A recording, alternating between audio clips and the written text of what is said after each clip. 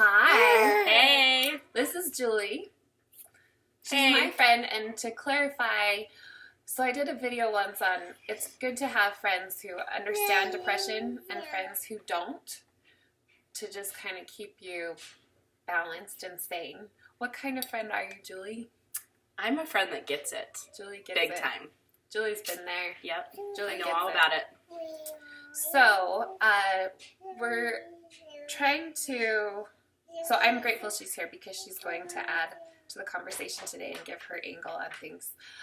But we hope that you recognize what series we're trying to represent today. Stranger Things. Today is about how depression is very much like the upside down in Stranger Things. But Julie thought I just wanted to be cute. I just thought we were doing Christmas lights because it's holidays, and she said she wanted to wear Christmas lights.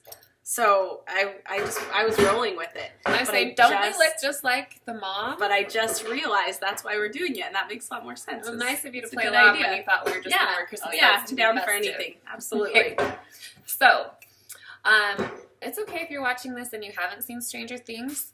Where I'm going to explain what the upside down is in Stranger Things. Okay, so the kids in the show explain that this is here, this is where we are, and this is the upside down. And the upside down looks just like it does here. Has the same buildings, the same trees, the same everything. You recognize it, but it's dark and it's scary. It's terrifying and it's bad. Yep. It's ugly. It's awful. And different characters throughout the series get sucked into the upside down. And it's terrifying. So, we're going to talk about that. Yeah. Okay. So, you want to start us off? Yeah. So, the upside down, depression, and do you tie this into anxiety as well, kind of? Always. Yeah, because they're very, tied together, I think. So the upside down, the hard part about it is in the show, in the second season, the boy has the upside down kind of come into him, right? He doesn't even physically get removed. And so a lot of times when you're struggling with anxiety and depression, it's hard because everybody around you is fine. They're fine, they're moving on with their lives, but you and your body's there. But inside you are in this terrifying, awful, scary, dark place. And it feels like you'll never find a way out, no matter what. No matter how many times you've been there, it feels like you'll never find a way out. And so I think also as someone trying to understand someone that struggles with it, is that everything around you can be good. You can have all the money you need, you can have wonderful family and friends, but if inside you're in the upside down, you are terrified. It doesn't matter. And so, which, we'll talk about the hope that comes later, but just having compassion for people, that it's pretty scary, awful, just like in Stranger Things. Yeah, I could really connect to the scary things down there. It really reminds me of how it feels inside. Mm-hmm. One thing I wanted to also talk about is how it never gets better down there. So let's say that you realize it's depression that you're dealing with. We're going to be jumping back and forth, calling it depression and the upside down. So play along.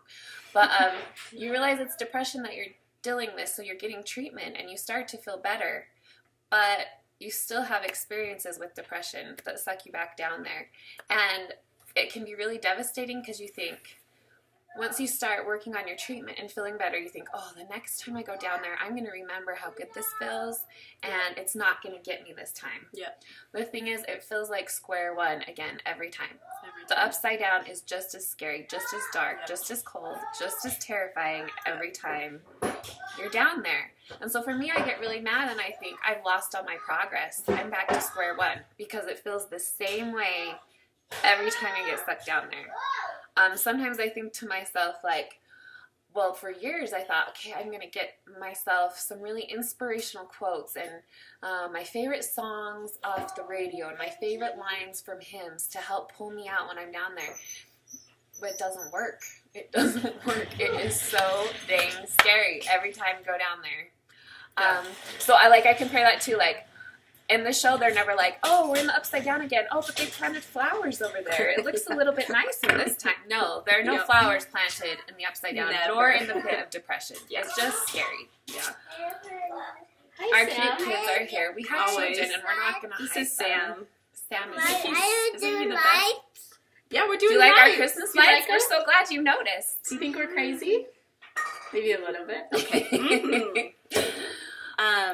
Do you mind if I jump in? I'll jump in. So, another thing about the Upside Down depression is I think one reason it's always, because she's exactly right, it is always awful. It's always bad. It's always, like, there'll be, for me, I think about things a lot, and so I'll start thinking in this cycle, and I'll find myself slipping into the Upside Down again. But I think that I can always think my way out because I'm smarter, and I have therapy, I have medication, I have all these resources that I use, and they do help a ton. But if I engage in the Upside Down and I just like sink into it, she's right. It's always just as bad. And I think the reason for that is because the Upside Down isn't real.